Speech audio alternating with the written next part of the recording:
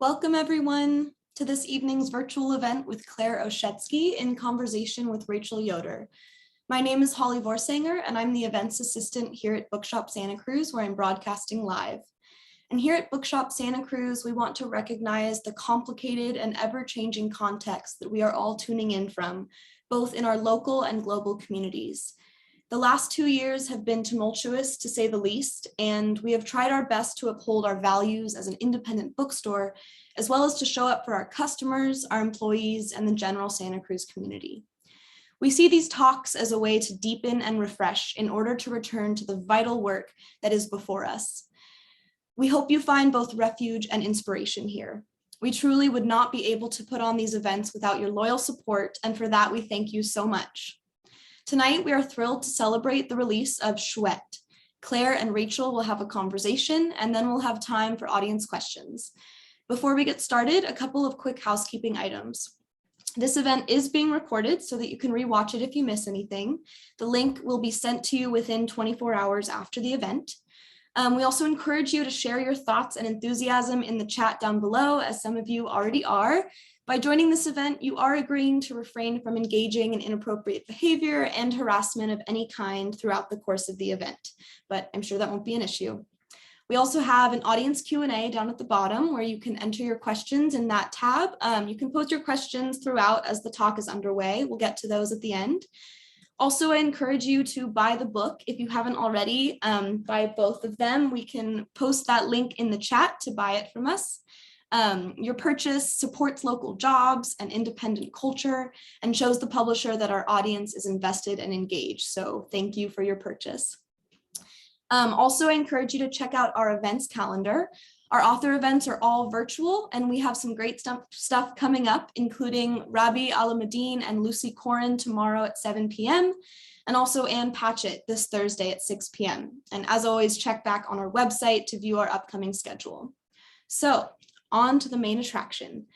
Claire Oshetsky is a novelist whose short fiction has appeared in numerous reviews and anthologies, and they have also written articles for Wired, Salon, and the New York Times. Schwett draws on Claire's own experiences as a mother. Claire lives with their family in Santa Cruz, California. Rachel Yoder is a founding editor of Draft, the Journal of Process. She holds MFAs from the University of Arizona for fiction and the University of Iowa for nonfiction, where she was an Iowa Arts Fellow. Her stories and essays have been published in literary journals such as the Kenyon Review and the Missouri Review, as well as national outlets such as the New York Times, The Sun, and LitHub. She lives in Iowa City with her husband and son. So please join me in welcoming Claire and Rachel to the screen. Welcome. Hi, thank you, Holly. Hi, Rachel. Yeah. All right, I'm going to turn it over to both of you, and I'll see you at 6:45. Wonderful. Sounds good. Thank you so much. Hi, Claire. Hi, Rachel. Thanks for doing this. Thank you for asking me. It's such a pleasure and an honor. Claire and I have not met in real life in these strange times. We actually met over the internet, and Claire was one of the first people to write about Night Bitch and review it. And if you know anything about Claire's reviews and her writing about books, it was incredibly specific, incredibly perceptive, incredibly eloquent. And so I had to know who this mysterious reviewer was. So I'm so glad that we've gotten to know each other, even during these weird times, and through each other's work. Yes, me too, Rachel. I think we immediately some spiritual connection between the novels we wrote, and that was very energizing for me. I was like, oh, I get this person that's writing Night Bitch, and that was wonderful, because even though I read it after I'd written my own book, I just felt real spiritual connection and with your experience as you described it in your fiction. Yeah, exactly the same, and just spiritual connection too as artists. I think we both have people have called our work weird. And to me, to me, when I started reading your book, which starts out with this very early on with the impregnation via a dream of an owl lover, I was just like, yeah, well, yes, of course, I'm along. Yeah, that happened. Like, what a wonderful way to begin a book. And it didn't at all seem like weird to me. It seemed like a wonderful story was beginning, and I understood the wavelength that you were on. Are you still there, Claire? You're a little bit frozen. Well, hopefully we will get Claire back. I wonder if everyone else can see her, and I can't. Are you all seeing Claire talking right now? Claire is frozen for me. I'm gonna, Claire, if you could restart, leave the video and then come back and try again. Classic. It's bound to happen, right? Yeah, of course. This is not the first time, and it probably won't be the last. Yeah. Well, I just want to also, I know that Holly already said it, but invite anyone, if you have any comments as we're talking, to post in the chat. I'll keep, yeah, right. Welcome to the pandemic era. I'll try and keep an eye on them, so you can always like chime in, and I'll try and bring it into the conversation too. Yeah, also that Q&A as well. I'll come back to ask those questions. So those are both for Claire and Rachel. If you have any questions for either of them, put that in the Q&A. Hopefully we'll get her back. Suki Westling, thank you for your question. Yeah, maybe we can just chit chat while we wait on Claire. Thank you for reading the book. She says, I was so struck by your novel. Motherhood definitely seems to have affected you deeply. Can you speak to that? Yeah, it definitely has affected me deeply. Oh, hooray, Claire's back. We can get back to that. And Suki, I'm sure Claire and I will both speak to that in this. I'm really sorry that happened. The power of the internet sometimes fails. No problem. I've gotten great at chit-chatting on Zoom, so I used my chit-chat skills. Oh, good. Thank you. Thank you. I'm sure I missed a lot. I'll have to catch up with the transcript. Well, why don't we just dive into it before one of us freezes again? So we better hear a little bit about Chouette. So can you just begin by talking a little bit about, what inspired it, how the story began, how you found your way into the story? Sure. Just the inception. Yes, I very much wanted to write about my motherhood experience, which was unique in many ways. My daughter had a very tough time adjusting to the world. And well, I think many times I thought what she was doing was not too out of the ordinary, but I kind of learned that our parameters for children in particular are very narrow. And she kept getting kicked out of preschools. And like one thing she did when she was very little was she'd run out of the classroom. Like all the kids would be in a circle, and she would just go. And this one preschool had been there for like 30 years, and the door went right out into the parking lot. And they're like, oh, well, we never had a child do that before. So that was interesting to me too, that she did something that, if you don't like somewhere, you leave if you're an adult, but the children were already conforming to this idea of staying in their circle. So, and then I learned more as she got older that some things were very difficult for her. For example, the noise of a preschool. Even today, she's 21. And if we go to a restaurant, sometimes there'll be music, ambient music in the restaurant area, and then maybe the cooks will have a different radio station. We can't stay. She just cannot manage that oral landscape. And of course, preschools have a lot of stuff going on, and the lights were flickering. She definitely could see that, and all kinds of things we had to learn. And because of this flightiness and this disconnectedness, she just felt unmanageable. And it kept happening, and it kept happening in different ways. That another thing she did was someone would say, put your books over there, and she would say, why? And to most teachers, kind of to my surprise, that is a defiant question.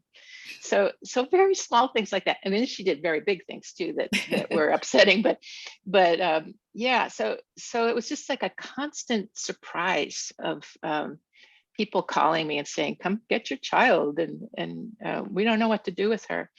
And also this idea that it was deliberate. Always there was this sense that a child is trying to get away with something. So that made me a little mad. And a lot of the therapies, we go into the doctors, a lot of that is in the book, where I'm sure my disappointment in those therapies comes through fairly clearly for people who've read the novel, that many of the things we tried to help her with were so oriented toward making other people feel comfortable, not to help her feel comfortable. And that's sort of the way it goes, I guess. And I wanted to write about that. I think the character of Tiny, who's the mother's name, the name of the mother, she's the narrator of the story. I think she is really driven by love, but she's also very, she doubts her instincts. She's always like, well, I don't know what to do. And that was also my experience with motherhood, that you do your best on day one, and then you can never get that day back again. You do it again, you do it again. And like, you do your best every time, but sometimes you make terrible mistakes. And so I put all that love and all that doubt into her character. And the other character, who's a parent, her husband has kind of this commitment to the child that looks very different. The way he wants to help is, let's help her fit in, and let's do the latest therapies. And I think that's another kind of love. And it's certainly a point of view that I also had sometimes, although I did feel as a mother, you have far less control over what your child's going to do and how they're going to cooperate than maybe we think in the moment, like, oh, we know what to do, or we don't know what to do. Sometimes it doesn't matter either way if the child's going to be herself. So I wanted to write about that. And it turned out to be easier to do that in a fictional way. I don't know how people write memoir, because I just got very shy and I couldn't quite tell the truth. Fiction, yes, maybe you know what I mean, that it's like more true somehow. You can really say what you think if it's fiction. You can always say, oh, it's fiction. Yeah. There's not this sense that you need to feel safe, and that you're not showing too much of yourself in order to show all of yourself to, like, yes, tell the entire story. Yes, exactly. That's how I feel too. You play this game with yourself. Yes. So are there sort of memoir sections of this, like written in a different voice or written in a different style, that where you kind of like tried to get at it from that perspective, or did it all sort of start as this project and continue as this project the way we see it now?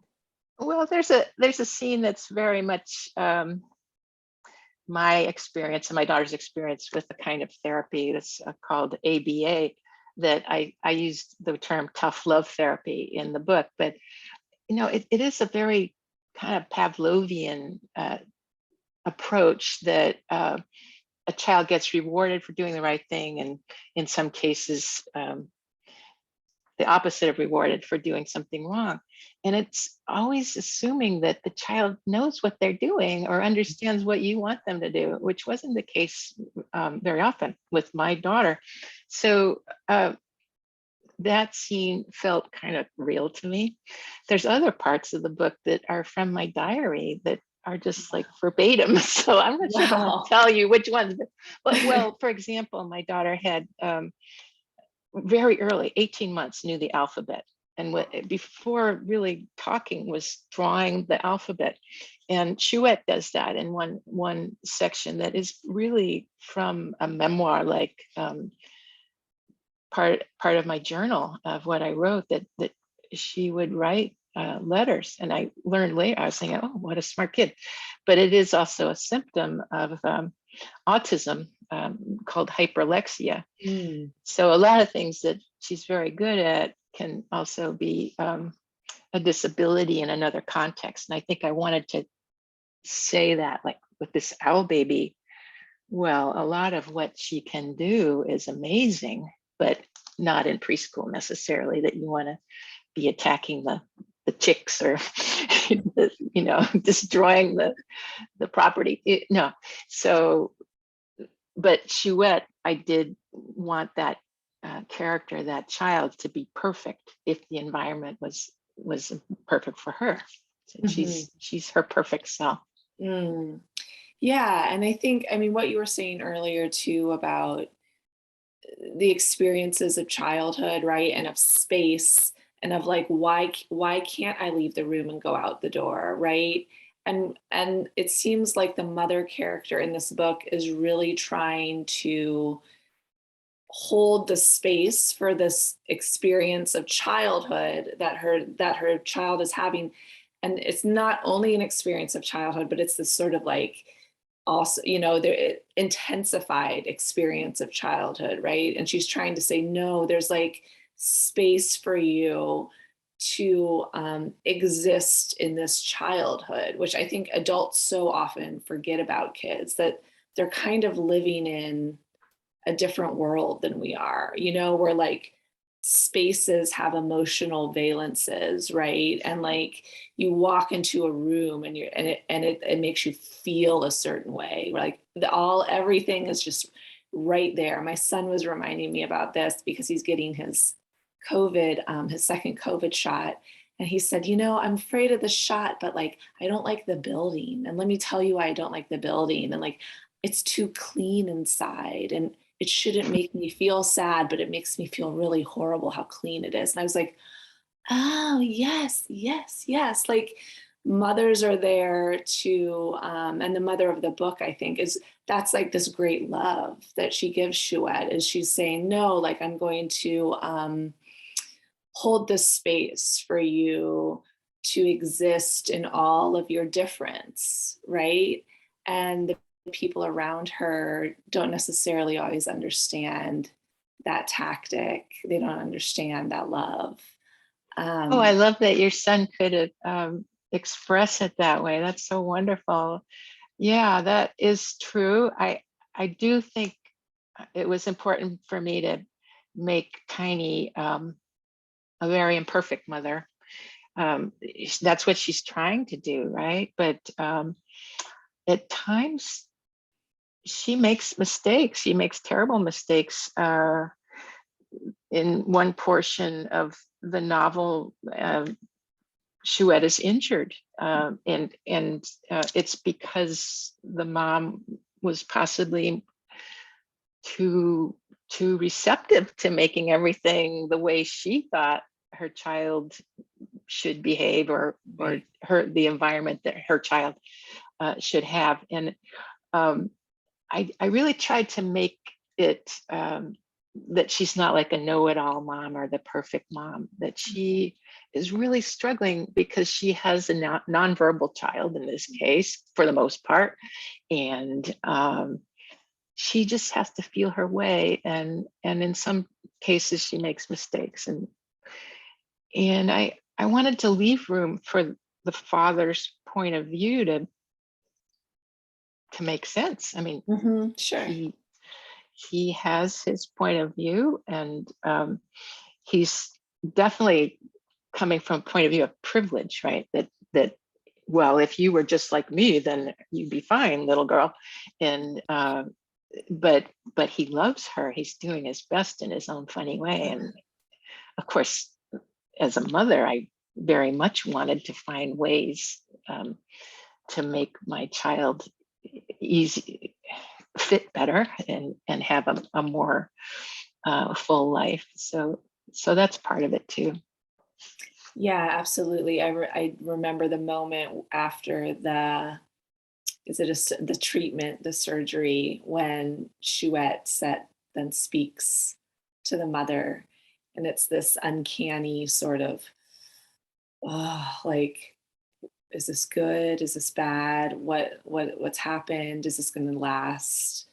Um, yeah, and it's so complicated. I found myself at every turn, like relating with the mother, relating with the father, relating with Chouette, like there weren't any easy answers, which I think is one of the really brilliant things about this book, is that it's like really delving into the complexity of parenting, the complexity of having a special child to care for and also existing as a self apart from that child.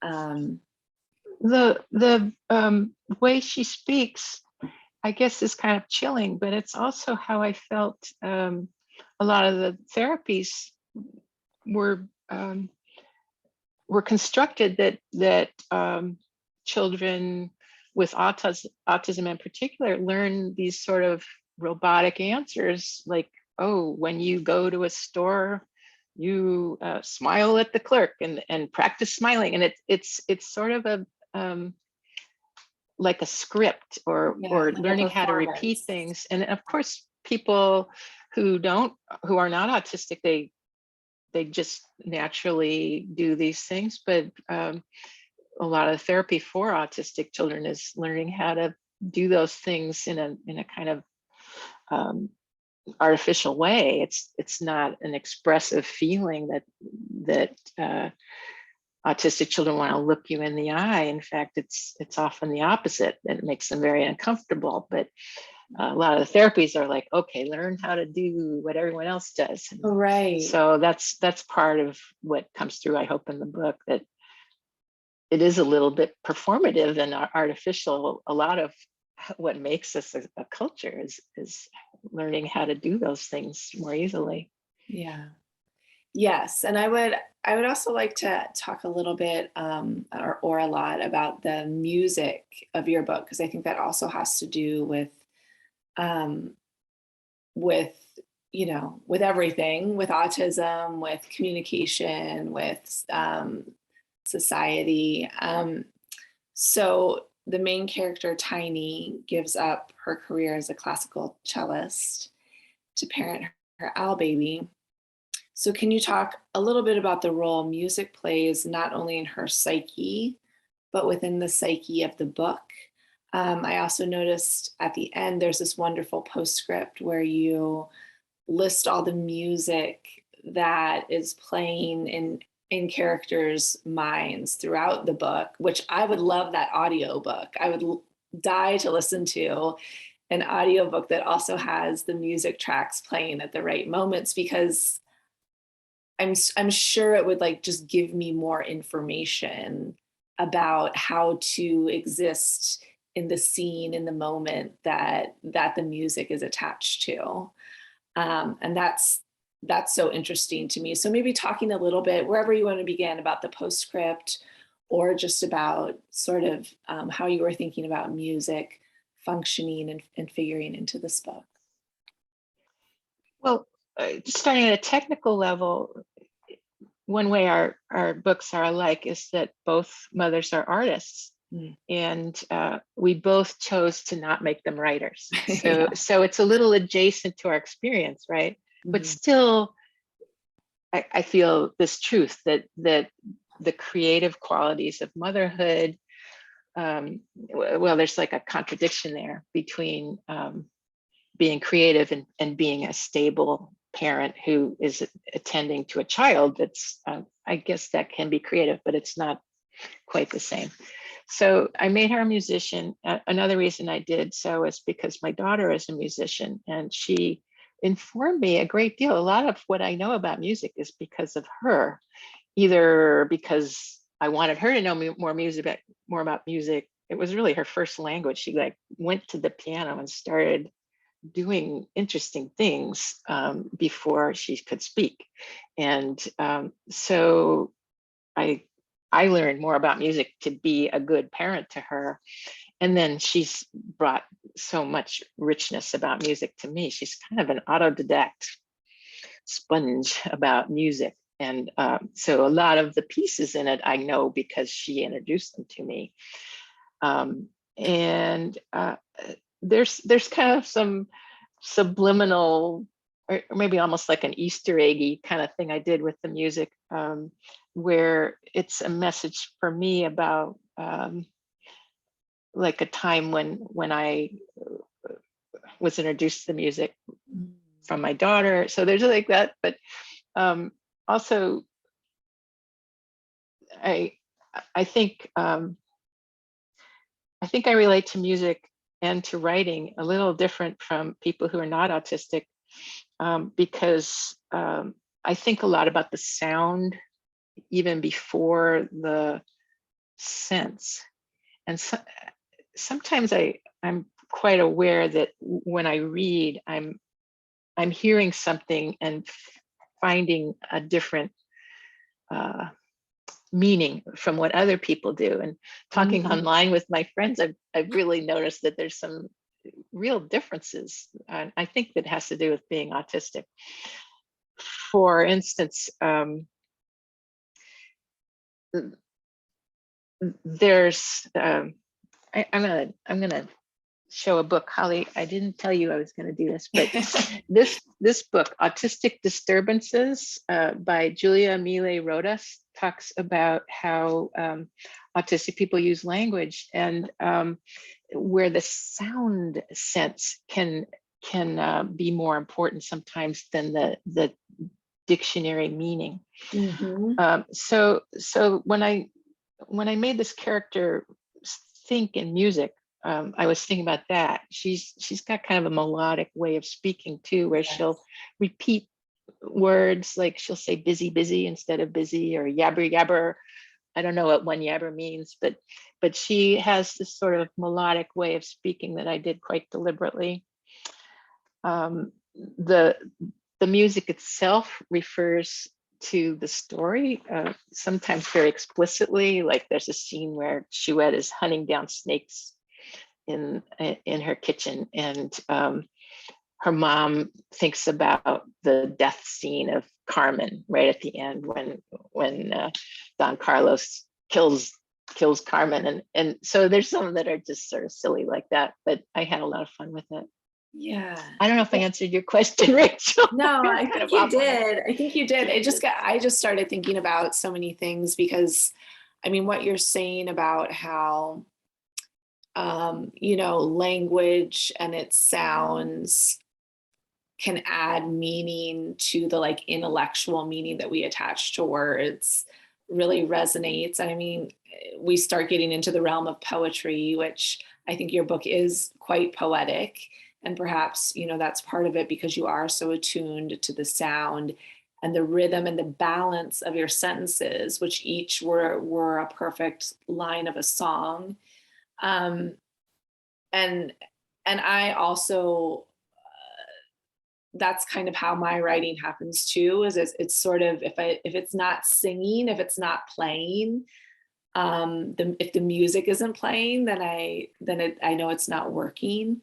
And I've also found, not so much in writing prose, but when I was working on a screenplay, if I didn't know what came next, I would say, okay, well, what music comes next? Because then I would know what image went with it. But it was the music that came first. Oh, that's so interesting. And so I think, oh, well, why wouldn't I bring that into my prose writing? It seems like that's kind of what you were doing, that there was this music that went along with what you're writing and maybe helped propel you through it. I think so. And I kind of let it happen. Whereas before, I think I would have edited it, like, oh, that doesn't make sense. I mean, there's a lot of things that happen in my book that don't make sense. And they just happen though. And I let that happen. And it's not really on a level of sensible or like something you can touch, even like in a scene. And I just let that happen. And it turns out I made up quite a few words, and I didn't really do that on purpose. And I got this glossary back from my copy editor, and it's like 4 pages long of here. Let's Oh, see, I got I it. love that. It's And like I get here, it it's 'cause- like all these Yeah. words that I made up, and most of them are like hyphenated. You can figure out what they mean. But I even take owl baby. An owl baby is not a baby owl. So what is it? Well, it's the child that is very much like my child was that I wrote about in this book, but it's an owl baby, not a baby owl. And I call her lover a glory monster. And there's a hyphen in between. So there's a lot of those that I wasn't really aware of, or things that happen that I was like, okay, I'm just going to call this thing a bus carcass and we'll go with it. So that's what happened. And it does feel musical. It feels like just sort of giving up with semantic language and letting the story come to another level of communication. Absolutely. And I totally get that, when it just sounds right. And you can't think about it too much, and you have to let it ring, and you let it ring and you move on. And I think too, I was saying I wanted to ask you too about metaphor and like your new relationship to metaphor as you move through writing this book, because I heard the wonderful interview you did on NPR where you were talking about a line, which I'm now forgetting, but the gist that I took away from it and that resonated with me is that, after you came through this book, what struck you was that metaphor is not something figurative that we're doing. It's something that's very real. We're articulating an embodied realness through these metaphors that we're choosing. Could you talk about that a little bit? I'm really glad that made any sense to you at all in the NPR interview, because it's sort of a new idea to me that metaphor is not figurative language or being more literary, or it's not simile really, where you're saying, oh, this thing is like that thing. It is defining a new thing. Mm-hmm. And it needs a word that's more precise, that doesn't exist. And of course, it brings in other intonations and meanings. So if I call something an owl baby, people think owl. What's an owl like, and what's a baby like? But putting them together, it's something new. And really, as a mom, it felt like that is my baby. Mm-hmm. It's not I'm pretending my baby is an avian character or doing something literary. It just kind of hit me as the essence of my child, more than saying my child is disabled or my child is anything. It's like, that is how I'm defining the thing that is my child, or that is Tiny's child in the case of my novel. Yeah, and you've found this truth through language, through words, through this new creation, which really resonated with me too. These are the sort of things I say to my engineer husband, like, metaphor is real. Like, don't you understand? He's like, I don't know what you're talking about, Rachel. I'm like, okay, moving on. Okay, so there's 2 of us, so that's very good. I'm very, very happy. Yeah, maybe we can start a movement or something. Let me see what else here, because I did have a few more things I definitely, so I had mentioned in the beginning that you are an amazing reader.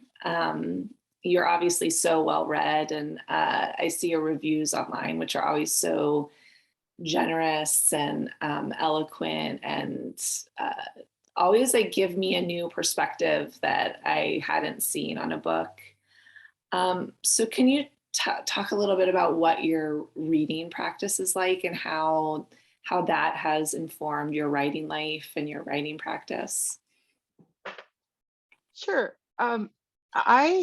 I don't know how other writers do this, but I really think of myself more as a reader than a writer. And I can't say that I've done a lot of writing practice or workshopping, or I just don't think of my writing that way. I think of it as reading my own novel, or I guess you could say. And when I'm writing, I read a lot of writers say, well, I just have to stop reading because it gets in the way of my voice. And I don't understand that, because I am actively going back to books. If I want to write a fight scene, I want to read a dozen fight scenes and really almost like blocking in a film. How does this happen? How does the fist get in? I mean, how do they write a fight scene? How does this author do it? How does this author do it? Endings the same way. I have very big debt to 3 endings. I'm going to show these books. First, this one, Leave the World Behind. The way this book ends, I'm going to read it because it's so beautiful. And it, you know, speaking of it as music, it's like a big resonant tonic resolution to this whole big book. And so this last sentence, if they didn't know how it would end, with night, with more terrible noise from the top of Olympus, with bombs, with disease, with blood, with happiness, with deer or something else watching them from the darkened woods, well, wasn't that true of every day? And this is like, oh, it's, if you've read the book, there's a lot of stuff going on. Everyone's very confused. And then at this last sentence, it's resolved. It's like, well, isn't that the same as every day? So well, that and I think it of it swells up so big right before Yes. that, like yes, little and resolution. this one, Falconer by John Cheever. Okay, I have to read this because it's so good. And this is like this is how I write. I like go back to the bookshelves and say, okay, I remember this ending. I remember this ending, and now I want an ending like that one. And so this is, he held his head high, his back straight, and walked along nicely. Rejoice, he thought, rejoice. Okay, that's what I want to do. Now, the one that really, I mean, I have the biggest, Henderson, the Rain King, a very problematic book, but the ending is so much like my ending, and I love this ending. I mean, it's not as good. My ending is not as good, but I am going to quote Talbella because he mentored me on this one. I guess I felt it was my turn now to move, and so went running, leaping, pounding and tingling over the pure white lining of the gray Arctic silence. So he very specifically says, my turn now, as does my character. So I don't think I've spoiled the ending. You should read the whole thing anyway, but my book does end on a redemptive note, and that's how I write. I like remember the resonance of a sentence. Yeah, and how something. Okay, I'm gonna these books. This is a different ending. These books, every single one, somebody dies right at the end, and I'm like, that's a very interesting way to end a sentence, end a book, and I want to do that in my next book. And don't hold me to it, but I'm going to read this one, Preparation Life, Next Life, I would Atticus love Lives. that. And okay, this is how this book ends.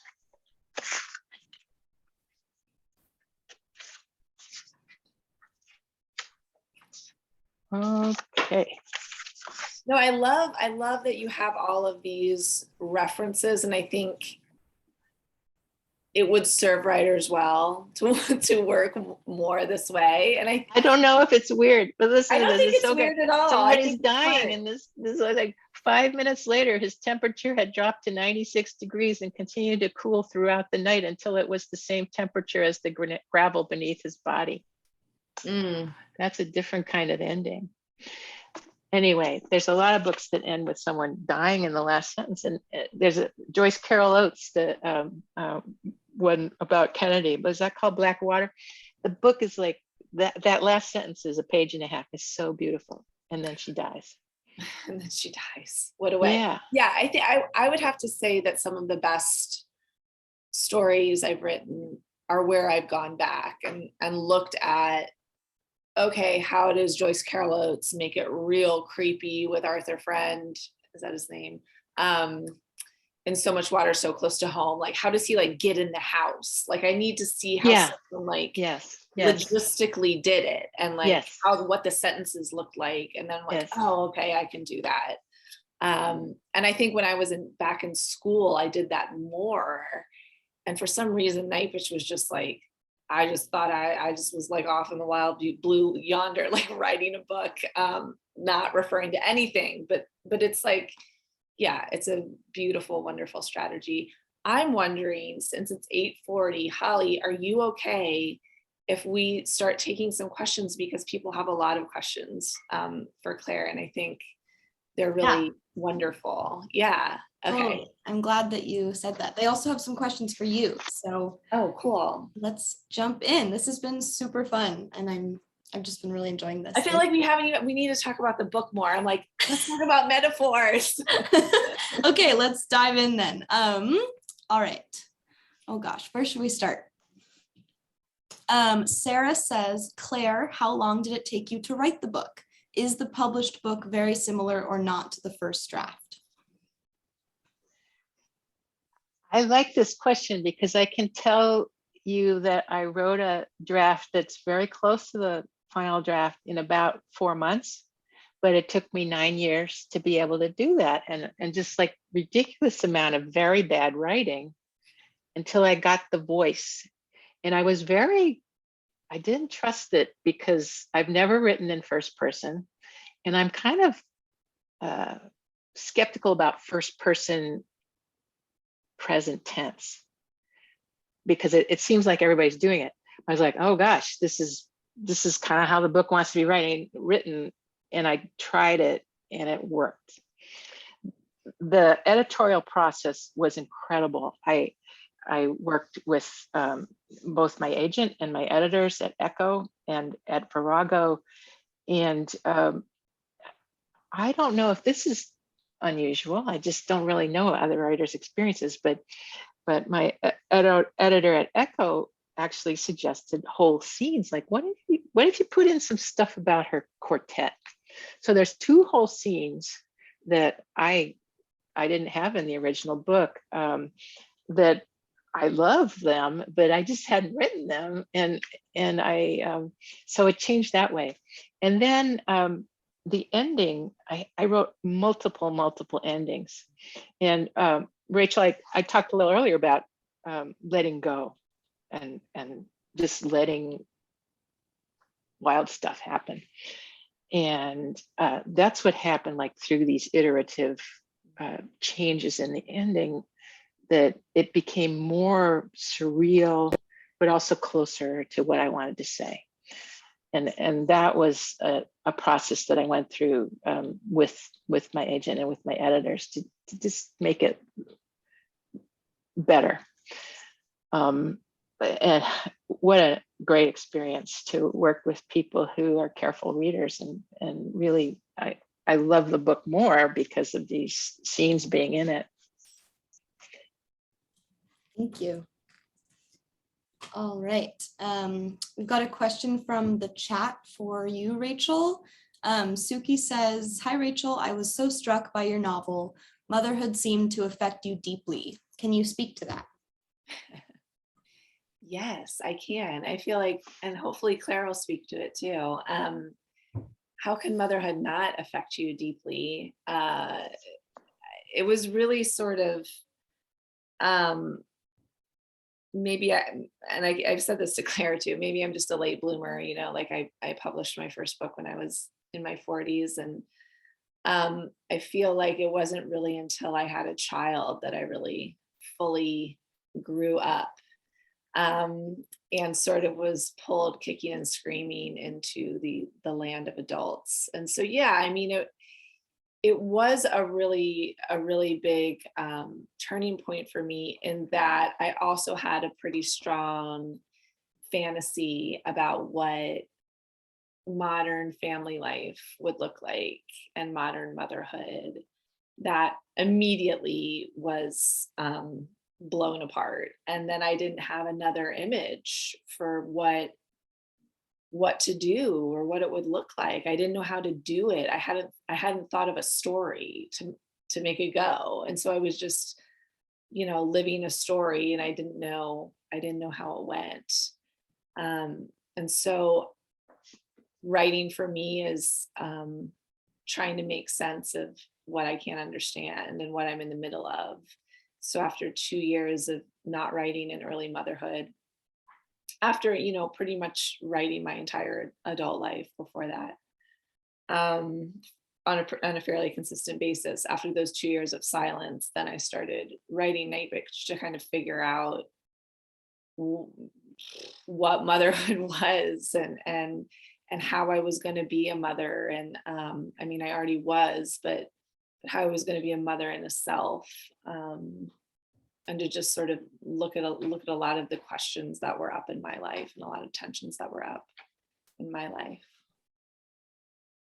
I love that. I love the concept both of you mentioned of using fiction to understand your own nonfiction. Like that's really powerful. Thank you. All right, we've got a question from Deborah. Claire, the other book I've read of yours, The Book of Dog, has human-animal crossovers, as does Schwett. This seems to be an important theme to you, and I'm wondering from whence it comes.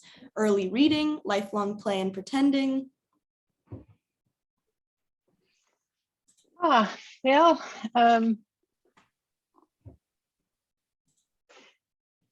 I do love Metamorphosis as a way of expressing different elements of humanity, and these books are fairly similar. They're coming from the same well of experience, where sometimes if a character is an animal, it has an embodiment, a mythology, references that a reader will pick up from everything. I think Chouette in particular, I haven't mentioned, but I was thinking about Stuart Little, and that was kind of a formative, traumatic book for me. My mom was pregnant when I read it, and the whole idea of having a little mouse come home with you, I just thought, wow, that is really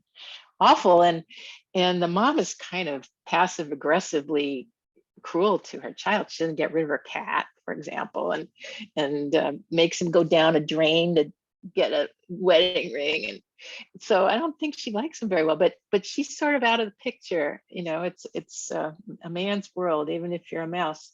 So I think that had some influence on me. And yeah, just it's such a rich way of telling a story. It's part of our heritage, storytelling through animals, and I wanted to tap into that power, I guess. I see a question about the queerness of this book, and I'd like to address that, Holly, if I may. Please, Let me see if I can find it again. It's a really good inclusion of queer love in the story as part of the narrative and the gendering. So I primarily wanted to write about motherhood, and that was like the overarching theme. But I am non-binary. My daughter is trans. I think I couldn't help but make this a queer book. I think it's a very queer book. And Chouette is intersex. It's not anything really that Tiny even picks up as her mother, but in the birth scene, the doctor mentions this as one of many symptoms that he's dictating to the nurse. I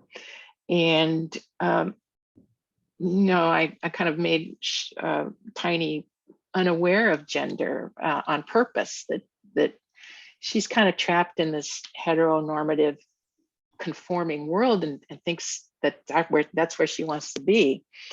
The owl lover is gendered as female, but I really think of her gender as owl. She's off the binary.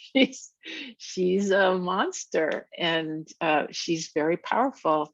She's non-conforming in every way, and I wanted her in a way to contrast to the very safe, secretive lesbian relationship that Tiny has with her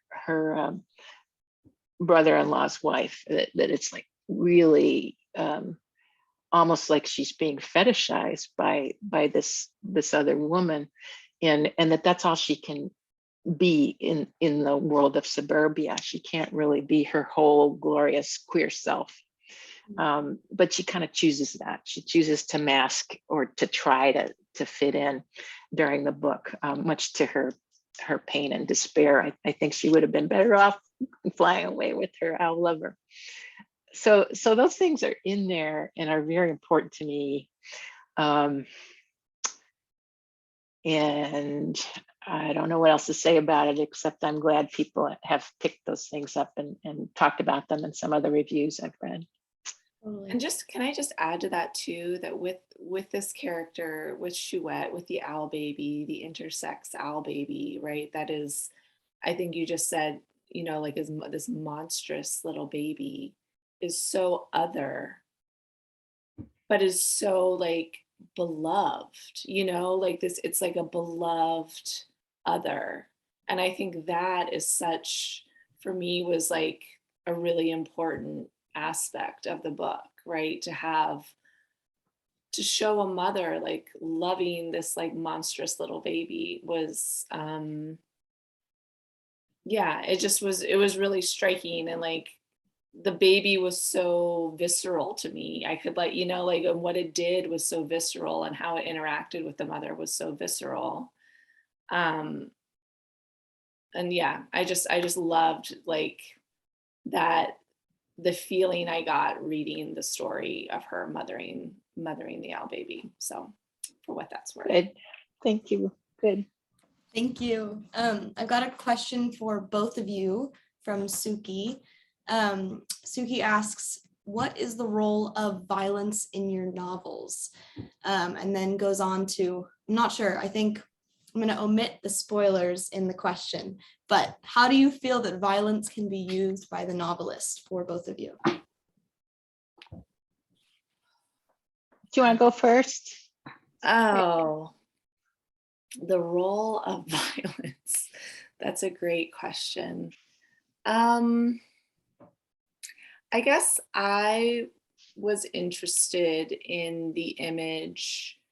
What happens when you put the image of a violent mother, a violent, monstrous mother in a book? Because I hadn't seen too many of those. I think it's a very taboo image. And I was interested in exploring that image's possibilities. I was interested in what new story that image could be a part of. And I'm still not sure. I'm still not sure what exactly it's doing, but it felt really important to have this mother have a space where she could safely be wild and violent, because it just seemed like that was a really essential part of her journey towards selfhood. And where do we really see violence as an essential part of a mother's journey towards selfhood? I don't know. So yeah, I guess I was just interested in what would happen when I started taking sort of sacred images and sacred ideas and turning them into things that were more taboo, but felt in line with urges that I had had as a mother, like felt very embodied, felt very animalistic, because I think for me, becoming a mother really, giving birth is the most animalistic thing like you'll ever do. I turned into an animal. It's amazing. I had a midwife there, and we kind of had an emergency birth with my son. There were some complications. He wasn't turning. And so I just rolled over on my side and put my leg up in the air. And she said, I was going to tell you to do that, but your body just knew, like, you just become an animal. You just start doing whatever your body tells you to do. Yeah, so I think the violence just like arose out of this, like, in this, all this embodied stuff that was going on that I wanted to explore. But what about you, Claire? Well, I love what you just said, because I have also thought it was the most animalistic thing I've ever done, giving birth, except maybe lactating. That's also right up there with you're an animal. Yeah, for sure. So I love your cat scene. I just wanted to tell you Well, that. thanks for saying Yes, that. I feel it's like, ooh, it's so good. so uncertain about it to this day. No, it was perfect. I don't know how violent my book is. I'm kind of surprised the number of people who mention in their reviews thinking it was disturbing, because well, first of all, it's hyper exaggerated. Like there's a scene where the owl bites off a tip of a finger of a therapist, and and the mom is very silly. She says, well, it's just the little tip of a finger. What do you mean? And it's just sort of meant to be an exaggerated defending your child, no matter what kind of silliness. And the other things that happened that I was surprised people were upset by is that, well, Schwett is kind of a bird of prey, the way she acts in the world, and she does hunt down live animals and eat them. And it doesn't feel violent to me. It just feels like nature. So that was a surprise to me, that level. I haven't really heard anybody complaining about the violence done to human beings in this book. It's always about the hamster. So that was kind of a learning experience to me.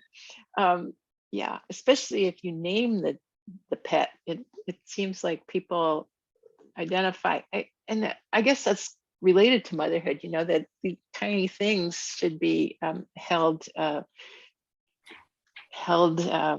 and cared for. And I didn't do that to a hamster or two in the book. But I didn't really go out of my way to make it violent.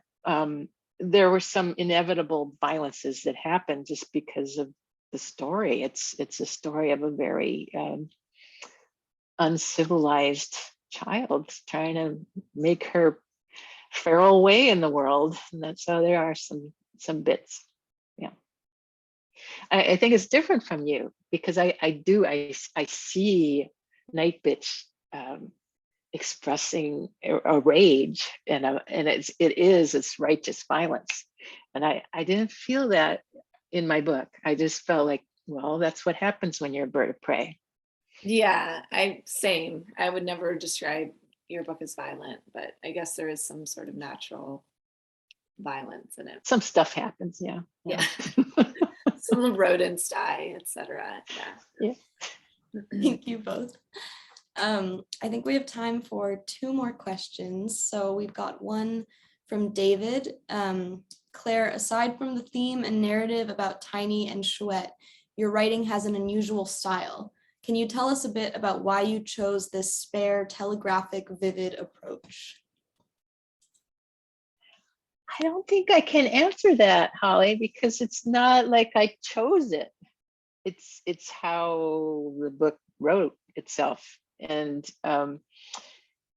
I think I tend to not give enough information. I found in the editorial process that my editors were asking me to do more. And I think that's a little unusual unless you're a screenplay writer. I think screenplay writers tend to have a lower level of detail than maybe an average reader would like to get in a book. But like, as far as writing, it was just the easiest way for me to write. I didn't say, aha, let's write it this way. So yeah, it's just my natural writing style. That makes sense. It seems too, like, I mean, it's so refined, and I don't know what it is about it, but it seems like the writing style of someone who has read a lot. And I should think about that more, and why I'm saying that. But there's just like, there's like a naturalness to it. I don't know. I thought it was I don't know. your sentences. I know we're not supposed to talk about sentences. Editors are like, sentences don't sell books, blah, blah, blah. But like your sentences are so perfect. I just like totally geeked out over it as like writer to writer. It's just such a beautiful book. So I agree with whoever asked the question, like your style is impeccable. I don't even know if I can think of it as a style, but thank you. I mean, it's just like the writing, the storytelling as it came out. I agree. Thank you, Rachel.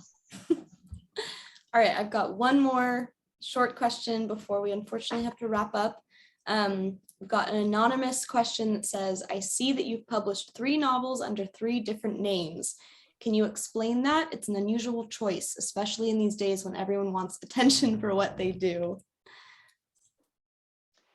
Well, I wrote a novel, and most of my journalism is written under the name Claire Tristram. That was my pen name for many years. And well, right after that novel was published, I just like, my parents got sick and my 2 children just really needed help, in particular my owl baby. And I couldn't write for 15 years. I mean, I did not have the mental energy or the time to do that. And when I came back to it, I kind of wrote what I think of as a practice novel. And I didn't want to take time to get an agent. I just wanted to write something for myself. And that was, I wrote it under the pen name Lark Benobi. And that's a self-published book. And I did that because I didn't want to write a self-published book under my name, because it's just sort of something I did on a lark, and I enjoyed it and I love that book, but it was like my practice book. And then, okay, so now I'm on book number 3. I have one that was done a million years ago that I have no relationship with, and I have one that I did this playful name. So I'm not like trying to hide myself behind all these names, but the 3rd one, I was like, this is my story, and I'm going to put my legal name on it. It's actually the first time my name has been on the internet. So if you, except like, you know, on deeds and legal stuff, but if you Google me, everything's about CHOUETTE, because I had never really been myself online or used the name professionally. But it's that important to me. This book really meant a lot to me, and it's my dad's name. He's not with me anymore, but I kind of did it to honor him, and the book ended up being published on his birthday, which I thought was serendipitous. Thank you, Echo. I love that. Thank you. I think we have to wrap up, but this has been so amazing. Thank you both for being just so present and insightful, and for everyone, all your questions. Again, make sure to buy the book. If you haven't, buy both books on our website. Buy it for everyone for Christmas and Hanukkah presents. And we'll see you back next time. Thank you so much. Thanks, Holly. Thank you so much, Rachel. That was a lot of fun. Thanks, Claire. Thanks, Holly. Bye.